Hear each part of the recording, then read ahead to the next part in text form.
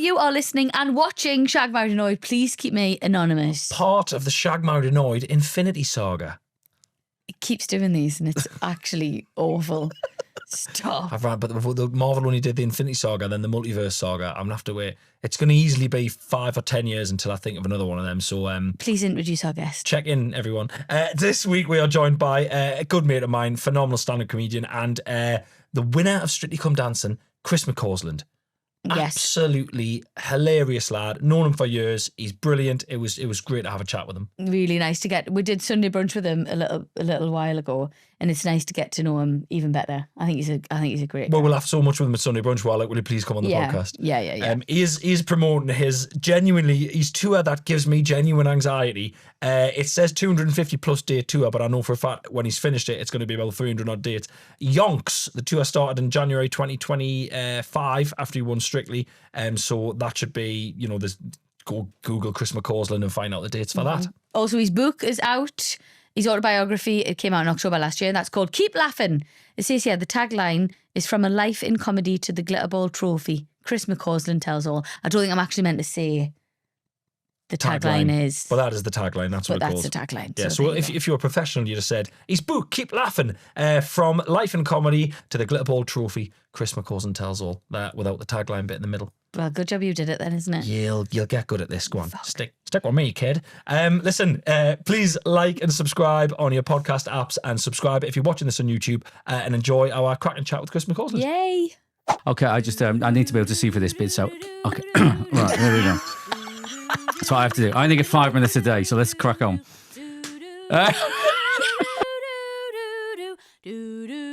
That was like Michael McIntyre's the midnight game show, wasn't it? Yeah, when they came. Although they were amazing, actually. They came and gone, and it was in about 2 hours, wasn't it? Yeah, they were in and out. In and out. Did they? Do they give you a heads up about that? So I knew about it, but Chris didn't know about it. No idea. Went to bed fully naked. I did. Fully naked. Never ever goes to bed naked. Just in case. Oh, honestly. And we were pissed because how could I tell you to stop drinking? Yeah. We were child free. And I couldn't be like, right, don't have any, that's enough now, because Chris would be like, because you never know. Because you know, what if there's an emergency at 2:30 this morning, Chris? Yeah, what if we need to be woken up like really early in the morning for no reason at all? Yeah. Oh my gosh. Oh, do you know, I felt sorry for you. Watched the Bradley Walsh film when he's in the hotel. He hasn't got a fucking clue what's going on for a little while. I've not seen that one. He's so caught, and then they bring in Fanny Schmeller. Yeah. Wasn't she an Olympian or a sports person? He got the giggles, didn't he, trying to read out this question on the Chase about Fanny Schmeller. That's her name. And it went viral. And so they brought her in. They woke him up at like 3 a.m. in the hotel when he's filming Gladiators. Michael McIntyre, and he brought Fanny Schmeller into the room. and Bradley Walsh, he's so fucking frazzled.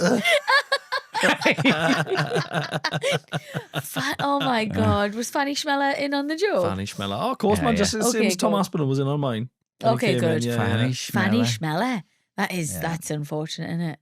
Yeah, not great. I mean, it's just from a country where it doesn't mean that. No, of course, yeah. I had a bit of material in my last show about a woman, Fanny Gravy. Right. Fanny Gravy. Fanny Gravy. God, how did it go? I can't remember how it went, but yeah, it was. I remember me kind of joke was what was going on in the Gravy household. So who was Fanny Gravy? Do you know what? I can't remember where it came from. Fanny Gravy. I can't remember. It was somebody new. I can't remember. I mean, I've slept since then, mate. I wish I had one of these. Bob Monkhouse brains that can just kind of go in the file of facts in my head. Yeah. If I ever do, all I can offer in a show is that if something comes up that I know I've got a bit of material about, is I can reference that I know I have a bit of material about that. Oh, I used to have a bit of material about that. It was really funny. What was it? I couldn't tell you. I'm like that. Do you know my memory can you remember other people's bits easier? Oh yeah. I could quote. I could quote you every Eddie Izzard show. Yeah. You know, ridiculous. Over like 5 shows of his. Couldn't tell you what was in my last tour. Yeah. My support act does that to me. Carl Hutchinson, but you know Carl as well. He does it to me. You go, oh, that bit you used to have, and I go, I don't fucking know. But I know his bits. Yeah. But he knows mine. I have spaces in my brain for everything I've seen, but I only have one space available for my material, and I have to delete and replace. Yes. Oh my yes. God, yeah, you're totally right though. I would agree. You do, you have to Delete, totally forget replace. about Yeah, it. you really do. You really do. Speaking of tours, you are on the longest tour in the history of... Oh shit, we started. We're Oh, we started started. ages ago. Oh, there you go then. Do you know what it is? Oh, it's good job I didn't tell you about that rash. No, this is the podcast where you would tell us about Actually, do your you know what it rash. is? But that was because, to be fair, we do this. So when you first come in, there was a lot of people in the room fanning on. Oh, they just snuck off. So they've left. But obviously, the rest of our guests see them leave. But So obviously, I you weren't just- aware of that. So I'm really sorry, mate. They were all there doing some interpretive dance in the corner. They're all still here, but they're all naked. It's great. So, no, you're on your tour. And yeah. it's 250... I love the way you guys say tour. Tour. It's lovely. How would you say it? Tour? You just tour, yeah. Tour. But So. tour. So... But as in like the past tense of tear. Tour. Yeah. Yeah, Well, it is. how do you say tour as in the past tense of tear? Do you say Tour. a tour it? No, it's What's tear? tear. Oh, Tear. tear. Come on, man. Oh, sorry. Yeah. Tour. Tour. Yeah, tour. But tour, we can't say tour. How Yeah. do you say? What do you say? Well, when you first got together with Chris, would you say you tore his pants off him or you tore his pants off him? 20 pants off. Or would you say he tore them off himself? That's it. I think she begged us to keep them on. Yeah. I think if I remember rightly, I think you left your socks on. Have we ever spoken about that? What the fuck? I swear to Oh, God. did you, mate? I think you did. No Did you? way. I think you did. I've got a memory of you going to the toilet with your socks on, and I'm not even joking. We've never spoke about it. Well, seeing as all that first bit is in the podcast, and I didn't realise we were recording. One of my favourite shows from back in the 90s was Coupling. Do you remember Coupling? Right, yeah. There was a guy in it, I think he was Welsh, his name was Jeff, and he was kind of like the Kramer of Coupling, like Right. a bit off his head and Yeah. stuff. And he used to have this, he had this bit about getting undressed in front of a lady and ending up in the sock gap. The sock gap when you've got your socks on and no other clothes. It's awful. It's awful, isn't Whatever it? you do, you've got to avoid the sock gap. I've got a random memory of coupling. Is there an episode where they find out that she's got a vibrator and the drawer pulls out comically far and they all stare at it for a while? It Or am I might have making been. that up? That doesn't ring a bell, but it's the kind of thing, because it was very sexual, the Right, content. okay, yeah, I think it was. There's a brilliant episode of Coupling, right, where this guy Jeff, he's in a bar and he's terrible with women. The woman behind the bar is foreign, and he has this one-sided conversation with her where he finds he can finally talk to her because she doesn't know what he's saying. And the whole conversation is just him getting excited and talking to this woman who's, you don't know what she's saying back. And then it rewinds and it plays the conversation again, her talking in English, but him talking gibberish. And you see the other side of the conversation. Honestly, it's one of the best That sounds episodes amazing. of an episode of a sitcom. I don't remember Coupling. I do. remember I've got a that- very, very vague memory of coupling. It was British, wasn't it? Yeah. Yeah, I yeah. remember being raunchy is the word I would Yeah, use for yeah, the yeah. time. It was very It was good. raunchy. Right, Very okay. good. Yeah. But yeah, I'm on tour. 360 odd dates you think you've done? But by the end of it will be, yeah. That yeah. is absolutely mental. Yeah, so I did 80 at the start of 2024, and Yeah. I was meant to be back out on tour in September, but, you know, I did a bit of dancing, you might have heard about it. And then what happened was I already had me January to May 2025 leg booked in, and then I had to take 4 months of dates and drop them over the top of them. So I Right. did 2 legs in one go. Oh my God. And it was relentless. And then because, you know, it strictly went very well and people wanted it, you know, the dates sell out. I had matinees at 4 o'clock, and then they go, they said, do you want to do another one? I said, oh, go on, we'll do 1 o'clock then. So No way. I was doing 1, 4 and 8. Stop. No, you didn't. Yeah, That's yeah, a yeah. panto run? Oh, Jesus It's- Christ. do you know what? I have never heard of 1, 4 and 8. That is nuts. 1, 4 and 8. And I'll tell you what, it sounds easy when you're doing 8 hours dancing a day. When somebody says, do you want to do 1, 4 and 8? And you go, yeah, because it's not this. This is really hard. And then you get to it and you realise it's a different type of tired. Shit. It's you know, and so I had to say to them, so I've actually got a legacy 148 still in the diary that was booked a while ago coming up. But Where's that? Fareham, 140. Fareham Arts Yeah, Centre. so it's like it's Fareham Live. It's called. I know exactly what you mean. But I had to say to them, yeah, let's just stick to the 2 because it's mentally. You That's want to a enjoy lot. what you're doing. Do you know what I mean? Yeah, God. that is a lot. I get sick of myself, you know. I get sick of myself, and when I've got a couple of matinees coming up on the tour, Yeah. and I by the halfway through the second show, I feel like they've heard it twice. Yeah. Like I'm like, you're fucking sick, aren't you? And it's like, no, this is the first time we're seeing it, and I feel Yeah. like I'm not giving them as much, so I'm really gonna have to have a word with myself and really go for it. Like, Yeah. So Yeah. the matinees are fine. I can't because I'd be doing nothing else. Do you know what I mean? So like I quite enjoy the matinees, but I do get aware that like you want to create the illusion of spontaneity and you want to create the illusion that this is just for them. Yeah. And like they know that you're doing other dates. They know that you've got a tour booked in. Yeah. But when there's more than one on the same day, I become very aware that they are aware that they're not my only audience that day. And do you know what I mean? They know I've said all this shit earlier today. I totally know what you mean. You lose the spontaneity. The illusion of spontaneity goes out the window. Yeah. From my point of view. If I was at that 8 o'clock show, Yeah. I'd go, he's not got him. Yeah. Yeah. You said all this He's before. done Oh, this look at him twice. pretending to think of this for the second time today. Look at him giggling his way through this like he hasn't said it 360 yeah. fucking times, the insincere prick. Yeah. Oh, Oh, stop look at it. him Hang on. crying at the loss of his hamster.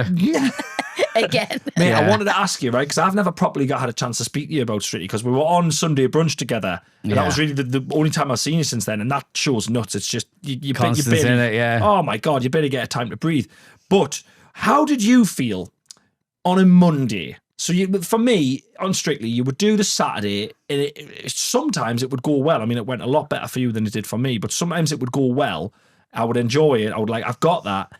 Monday, forget everything you've done. Here's a completely different one.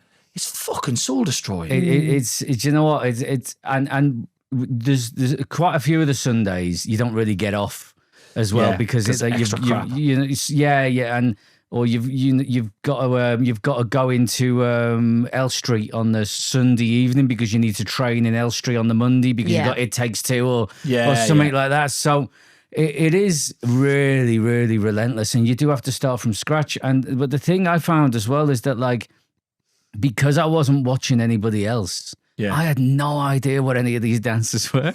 So, like, everybody else would watch everybody else and get a good idea that, like, oh, that's what a Charleston is. That's what a good one is. Oh, she did really well in the Charleston, so that's what I kind of need to do. I tell her on Monday, Di would have to start from scratch for me.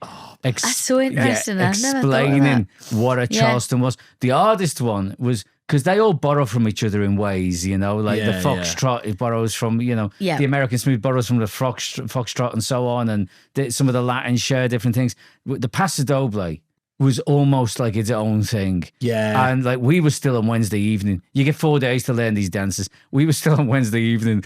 And I was saying to Dad, are you sure you know what a Paso Doble is? Because this does not feel like anything that anybody would ever do for fun. This does not feel natural in any, the posture, the way it's that horrible arching with the hands leaning down. yourself Yeah. back and being really angry and keeping Yeah. your legs stiff. And I was like, this is like some kind of amateur dramatics kind of reenactment.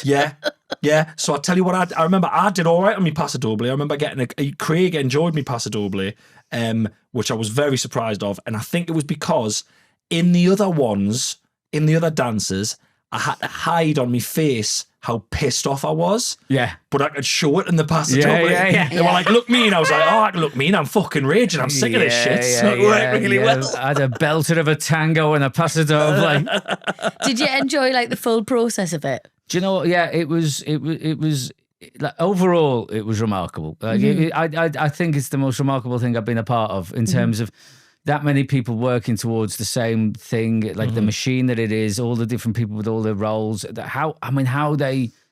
Listen, I'm talking romantically about something I didn't give a shit about before I did it. Do you know what I mean? Like it I'm wasn't exactly the same. wasn't on my radar at all. Didn't care. Yeah. And then, but for what it is on live TV, the way that they make that work without mistakes, you know, Yeah. getting the sets on and off, Yeah. it is It's staggering. Yeah. A lot goes into it, isn't it? Yeah, and the when you bring people along to watch the show who are big fans of it, family and friends, and they say they to watch what goes on in between the dances is mesmerizing. To see the guys who work, they're bringing the sets off and on and getting it like almost like a pits lane. You know what I mean? You've got It's 90 nuts. seconds, go. It's nuts. It is bananas, and it was remarkable to be a part of. Most exhausting, tiring, draining, physically demanding thing, emotionally terrifying thing I've ever done. But yeah, it was remarkable, and the most proud of anything I've ever been. In terms Amazing, of man.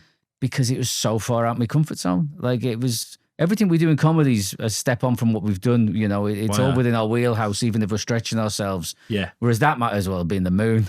It was. Is there any other shows you would like to do? Do you know? No, I mean, Would you do The Jungle? well, listen. I said no to Strictly several times. Yeah. Really? Yeah. I mean, they asked me quite a few times, and I kept on saying no, and everybody wore me down around me, and I'm glad they did, Yeah. but I didn't think it was possible. I didn't think it would be possible, and so it's there's no point in me doing it if I don't come out of it looking like somebody like myself can do it. Yeah. Because if I fail and go out of it in 2 weeks, it does nobody any good. So I kept on saying no. So would I do The Jungle? No. But Give us 3 years. in 3 years' time, I could be chewing on a kangaroo cock. Your lass might want to go to Australia. Yeah, I mean, all Strictly's proved that I got no willpower whatsoever. Babadoo, babadoo, babadoo, ba. I don't think I could do this. I would either be the worst person that's ever been on it, or they'd keep me on it for the giggles, because I don't think I could eat the things that you have to eat. Yeah. No. I can't get them in my mouth. Like psychologically, I can't eat seafood. Really? Right. I can't eat things. I can just about manage the prawns that have been de-edited and stuff like that. Right. But I can't do things because in my head they look worse than probably what they do. And Right. psychologically, anything in a piece of meat, I'm good with. But things that have got heads on and arms and look like they did when they were alive. I understand. Yeah. Struggle you wouldn't to do get it well. over the threshold. See, I love all of that though. I Oh, she literally, does. I suck prawn heads and that. Like that's, you know. And we're back to how you met Chris. I knew it. I looked at him. I was like, "Oh, Rosie, my man, God. what are you I doing?" know. saying Why do I that? do this? Why do I do this? But no. So I love all that shit. But I couldn't eat the stuff in there. Absolutely not. Is it true you Wrong didn't? time. You love pizza, but you didn't eat it until you were like 20. I didn't, mate. No, I mean, growing up in Liverpool in the 80s. I mean, I'm not saying but just the difference between being a child now and being a child in the 80s Yeah. in terms Yeah. of restaurants. We Yeah. didn't go to restaurants. No, You know we what I talk mean? about this all the Yeah, time. yeah, We yeah. never we always moan at the kids when they won't sit still in a restaurant. But we used to go for New Year's Eve, maybe go out for a meal. Yeah.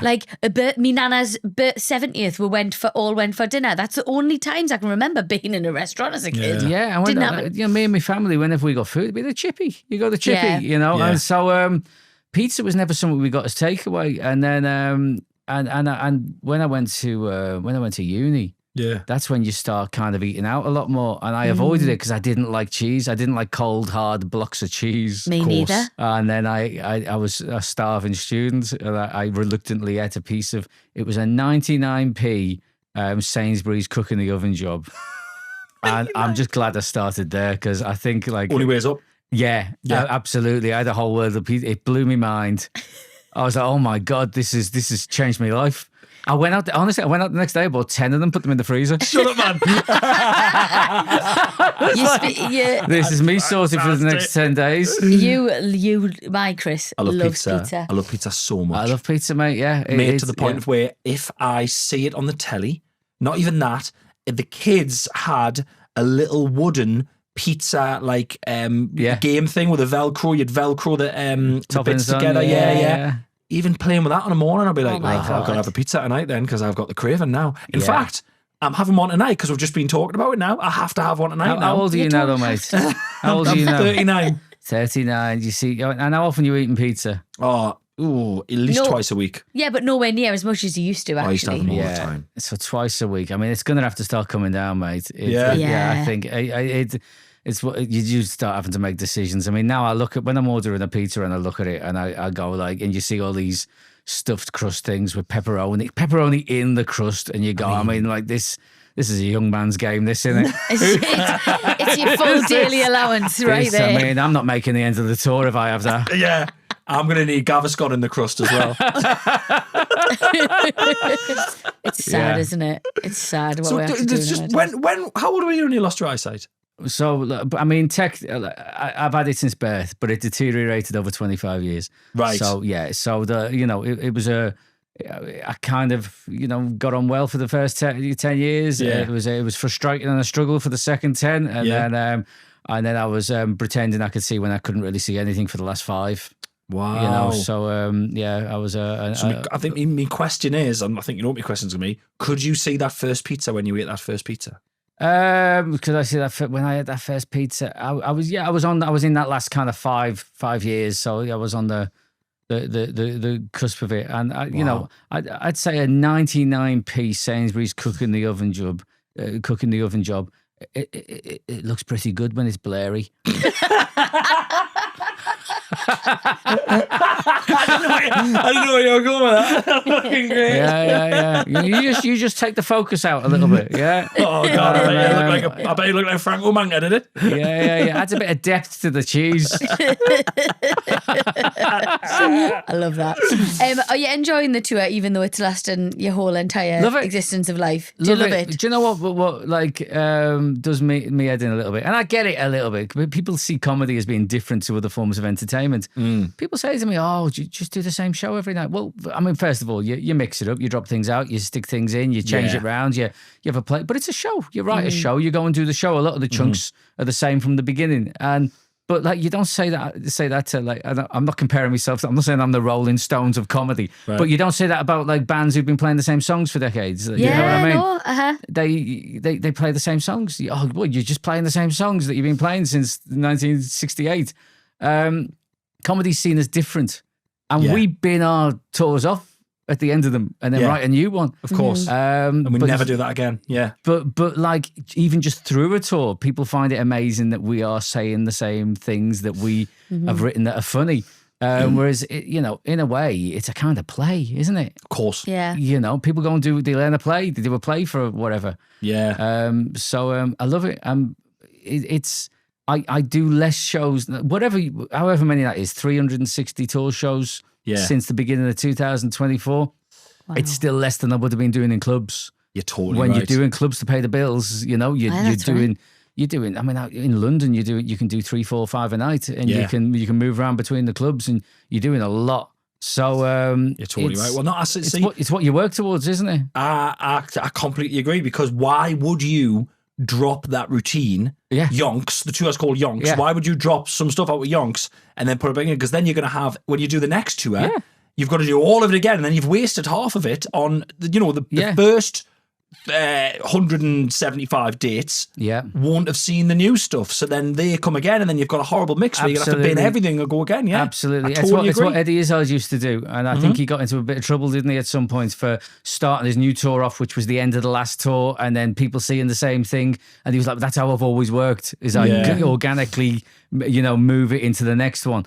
But what will happen? I mean, it probably happens with yourself. Is, let's just say you've got an hour and a half of material. A chunk that was 5 minutes over that tour will grow to be 15. Yes, because you'll embellish it and you'll find the funny in it. Yeah, and then suddenly you've got 10 minutes too much, so you'll end up dropping a bit out that was 10 minutes. You'll do that, and then as another bit grows, you'll go, I'll drop that 15-minute bit out and I'll stick that bit back in. Yeah. And you can kind of play around with it, but you're not writing brand new chunks and putting them in. You're putting them in your pocket for the next tour. Yeah. But everything grows and everything.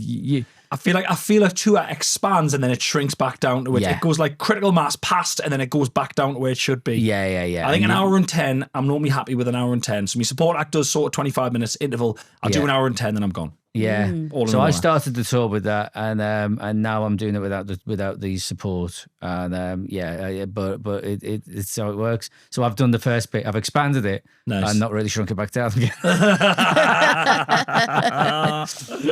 It must be tricky though, comics, because like you say, with musicians, they do the same stuff, and any musicians listening, not that they're going to be, but if you're doing a concert, don't do your new stuff. Yeah, Because nobody wants to do your old stuff. Do you know what? Like I always said hate this. it. I always said this. Like musicians have got it easy because they just do all that. And I'm a child of the '90s grunge scene. I went to watch Chris Cornell doing a solo gig at Scala. Chris Cornell's the lead singer of Soundgarden. Oh, Right. I went to watch him do a solo show, and he played the entire new album from start to finish, and I was fucking furious. Nah, mate, seriously. Oh yeah, and it was just literally the worst album he's ever made. When I went He's to a see, rock musician. He made it with Timbaland, the electronic dance bloody producer. Oh, wow. Yeah. Anyway, sorry, go on. No, and I'm totally in the minority. I went to see Beyonce and I was so excited. I'd never seen her in concert, and it was the Sasha Fierce. And I hadn't listened to Sasha. Stupidly, I hadn't really got into the Sasha Fierce album, and it's all she did. And I was just like, when's she doing single ladies? Yeah. And she did at the end. Actually, she pulled it back. But I was like, I'd come for like. Thought you might have done a bit of Destiny's Child. Yeah. Really old school. Yeah. I How can imagine that. how arrogant on my part. I think comics do get jealous of musicians because you go, oh, everyone knows the fucking words to this. I would never get away with that. Yeah. I've often said comedy's like a scratch card. It's like, done. Yeah. You come and see me routine, you've heard it, it's done. I don't think people want to hear it again. I feel the same way, mate. There's a couple of things where I think there's a few bits of material that I've seen people do that have almost been done like where the audience have revelled in the fact that they've heard them. I think Mickey's Out bit is one of them. Mickey's Out bit. Where people have requested it and just enjoyed sitting through it again. Yeah. The Kev Bridges used to have a bit about his bit on the telly that he did about somebody seeing him at a bus stop. Oi, you fat boy. Yeah. And I've seen people request that on, and him do that, and people revel in it. And probably like Eddie Izzard's, Star Wars Death Canteen. Yeah, there's one more. There's one more actually. There's one more that I know you'll have seen, and I know you'll know. Tom Stade's meat van bit. Oh yeah. The meat van bit. Van, yeah. Don't know that. God, it's so good because he's Canadian. Does this bit about? I don't want to do it, but he does this bit about. But when something about you people, when a guy's selling meat in a van, you lose your fucking mind. It's so good. It's such a good bit. Yeah, and I don't think I think I've written a solid show, but I don't think I've ever written a bit that falls into that kind of that people want to request. I've got one bit that people have requested before, and I've never done it. Because I go, well, you know it, but I did it on Russell Hour's Good News. It was me, the curry challenge bit. Yogurt. There was the yogurt, get the yogurt. There was a curry challenge story, yeah. and I did. And people go, will you do that? And I go, no, I can't remember it. Yeah. It feels weird, doesn't it, to then go into something that feels spontaneous after you've been requested to do it. There's a juxtaposition in what we pretend we're doing, and doing it on request. Yeah, because I'm trying to tell you something that looks like it's off the cuff here. It's a little bit like if you guys will know this, right? But if you have an argument, right, and then Rosie, you tell Chris what he said wrong and how he should have said it. Yeah? Oh yeah. Yeah, like my wife will do this. Like this, you should have said this, and why didn't you say that? Well, go on then. And you go, well, I can't say it now, can I? because I'm just saying what you've told me to say. Can't school us through the argument. I'll try and remember next time, but I'm not doing it now. Babadoo, babadoo, babadoo, ba. How long have you been married? Oh, Oh God. 13 years. 13 years. Oh wait, that's the same as us. Yeah. It was I always remember it when was the Olympics, 2012. Oh no, then wait. No. No, we got together 2012. Well, we got End married of 2014. So how long have we been married? 10 years. What year is it? Come on, keep going. Come on. What the Come on. fuck? No, Chris, let her do it. She has to get good at this. Come on. She has to get good at knowing what year she's in. 2014, add 10. 2014, add 10. Take away 2. No. Add 2. There Right, it is. okay, so how long? What did you say? Holy shit, mate, this isn't a joke. 12. There it is. 12 years. 12 years. Fuck me. Do you know what it is? Jesus. Maths was never my strong point. Oh my God, my 10-year-old's getting maths homework at the minute, Chris. And it's literally the worst thing I've ever seen in my entire life. It's just fractions. Yeah. What the fuck? And you know, what's 3/9? 3. So it's back to the pizza. Cut it into 9 and have 3 of them.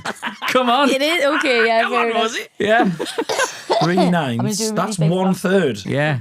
I mean, this is why, you know, people say that smoking weed doesn't do any good in life, but really good on eighths. Yeah. Really, eighths, quarters, sixteenths, Yeah, it is. absolutely knock 'em out of the park. Ounces. and all of that. Ounces, yeah, 28 grams to an ounce, Really? Chris, 3.5 grams to an eighth. Oh. Stop. You've got a question from the public. How Okay. are you doing it? What are you Well, going to do? I tell you what. Do you want me to read it, just- or, Oh, do you you, left or it. do you want my phone to read it? Do you want me to read it? You're getting the AirPods out. Okay. Sorry. Oh, Should right, I okay. read it, or do you want my phone However to read it? you would However like to you do want it. to do Okay. it. It's totally up to I'll you. read it. So I'm going to stick my earphone in, and then So you're going to listen. you can edit this bit out, and then I'll just stare at my phone, and it'll look like I can see. Right. Okay. Let me just Pretend to read. No, you can just edit this bit in now, and I'll just go. Okay, I need to be able to see for this bit. So, okay, right, there we go. That's what I have to do. I only get 5 minutes a day, so let's crack on. I'm dying. I can't believe you're using your 5 minutes for us. 5 minutes, 5 minutes a day. Chris, we're honoured. Yeah. We're honoured. He's Yeah, going to I'll- miss a fucking bus later for this. Oh God, I'll be pissing on the bathroom floor later because of this.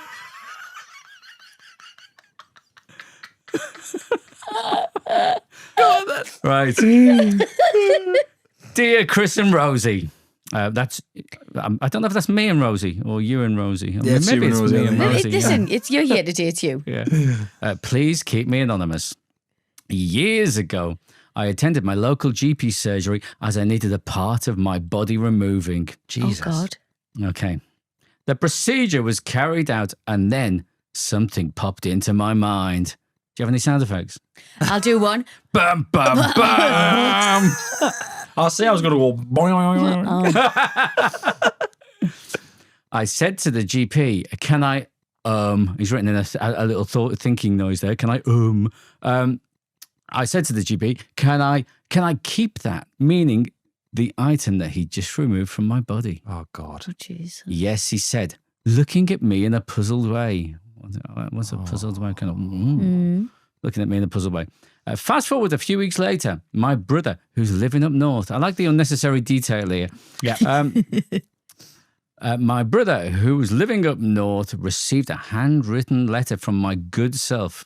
I'll give you a clue. He's not a good self. Right. Yeah. Receives a handwritten letter from my good self, which he picks up just as he's leaving for work. Okay. He gets in his friend's car and there they are traveling down the coastal road when he opens said letter. The letter starts with, you may be wondering why I've sellotaped my to this letter. What was it that I decided quite out of the blue to send my brother through the Royal Mail? Oh gee, he sent this body part that he's had cut off to his brother. Brilliant, by the way. Yeah. Great. What he had cut I off. think I know what it is. Is it his foreskin? I'm going foreskin, but I don't know why he's old enough. I don't know why he's getting it done so later in no. life. And he got a. No, I don't think it's his foreskin. No? We would have heard about the problem, wouldn't we? No, I don't know. I think if it was foreskin as well, you wouldn't just sellotape it to the top of the. You'd use it as the O in hello. I was gonna say, you'd put it through it like a scroll. Oh no! Oh my God! You'd roll it up like a scroll and you'd put it through so it looked like someone hand delivering something in Game of Oh Thrones. God! Oh. I don't know. Oh, what's Maybe he had this- taken off? Like Okay. an earlobe? Oh, Rosie. So Might not be that what's the sinister. deal here? You Right. don't see these at all. No, we've No, got no now idea what we've this is. got So no give us a idea. clue, right? Is it something that is grown and shouldn't have been there, or is it a thing that is normally there and should stay there? Both. Fucking hell, Chris. Is it a tooth? It's something that is always there and should be there, but has taken on a mind of its own and done something it shouldn't have done. Oh, God. Oh, my Oh, God. it might be a toenail. No. What, an ingrown toenail? Maybe. Oh, Jesus Christ. I'd be so upset if somebody sent me their fucking Nah, toenail. Chris, we don't know. You're going to have We to don't tell know. her. Come on. You're going to have to tell her. Well, I think you should, with some confidence, announce what you just announced there, Rosie, as your final answer. It's a toenail. It's an ingrowing toenail. God. That's Ding, ding, ding, absolutely ding, ding. lifting. And he sent it to his brother. Why would that be your first thought? So it says, I attended the GP to have my ingrowing large toenail removed. That's the big one. He put it in a test tube and I sent it to I asked him whether I could have it. He stuck it in a test tube. I sent it to my brother. I didn't even clean it. I just sent it to him. You filthy... Does it need cleaning?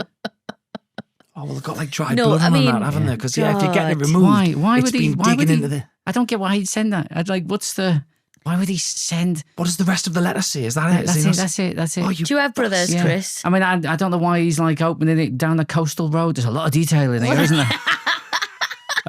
His brother threw it out the window as well, by the way. Oh, on the coast road. So Seagulls Great. picked that up. Seagulls So- picked that up and tried to eat it. I thought it was an old chip. Yeah, so it means there's an ingrowing toenail floating around there, attached to a piece of paper with his address on it. Do you have brothers and sisters, Chris? I got a sister. Yeah. Would you ever send her an ingrown toenail? No. No. We have a very different relationship than that. She'd tell me to fuck off. She wouldn't speak to me again. Let me turn that off. There you go. Yeah, no. That's a bit of a weird thing, isn't it? Not nice at all. weird. I thought there Yeah. was going to be some logic to it. No, he's just winding his sibling up, isn't he? Yeah. See, I'm an only Yeah. child, so I get that even less. Oh, I Yeah. get it. I mean, You got brothers and sisters, Rose? I've got a brother and a sister, Yeah. and we've got two boys, and they haven't done it yet. But me and my brother and sister used to prank each other Yeah. all the time, like to the point of I drank more vinegar in my drinks, like in my juice as a kid, than I can even remember. Like salt laced with salt. Like you couldn't leave the room. You couldn't Yeah. leave the room. It wasn't safe. I lived with a lot of anxiety as a kid. Yeah. Of like, what are they going to do when I'm out the room? Like, Wow. you know, to the point. So our youngest, Rafe, carries the remote control around the house with him, He right? takes it to the toilet and that, He man. takes it to the toilet with him because his brother will have the remote and change the channel, so he just takes it everywhere. But I used to be like that with my drinks as a kid You have to take your drinks out with you. because they would just sabotage them. Me, It's great, though. me daughter's 12. You said that. Well, growing up with a dad who's blind, she must adjust and like learn to operate in a household where like a father's blind, and she must be really helpful. She takes the piss so much. She's always hiding and jumping out at me and frightening me. Really? And, honestly, I was coming on one day and I was put the key in the door, and she stood as soon as I twisted it to open it. She like that. I jumped so much I bent me key in half. And I've kept this Yale key. It's literally bent on a 90-degree angle from how much she frightened That me. is fantastic. And I've had to say to her, listen, you are going to kill me. I'm getting to the age now where you are going to give me a heart attack. That's fantastic. This is totally different. It's like lazy hiding, because she doesn't really need to hide. She just needs to be quiet. Lazy. She's just Frighten your man, at least that'll take some fucking skill. Yeah. guys, we've got to go.